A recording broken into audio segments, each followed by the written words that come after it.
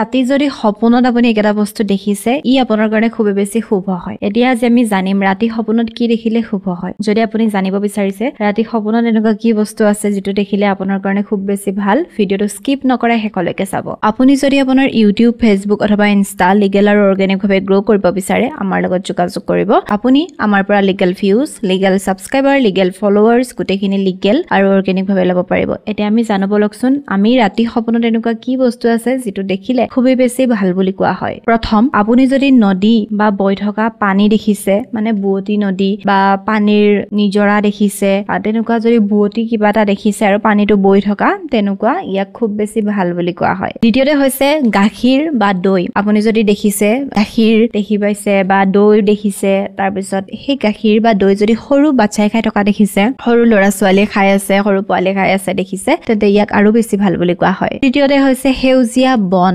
সেউজীয়া বননি ঘাঁহ বন যদি আপুনি দেখিছে ইয়াক খুব বেছি ভাল বুলি কোৱা হয় আৰু এই সপোনবোৰ দেখিলে আপুনি কাৰো লগত নকব নহলে আপোনাৰ সপোনটো পুৰা হোৱাত অসুবিধা হ'ব গতিকে সপোন যদি আপুনি ভাল দেখিছে পজিটিভ দেখিছে কেতিয়াও কাৰো লগত নকব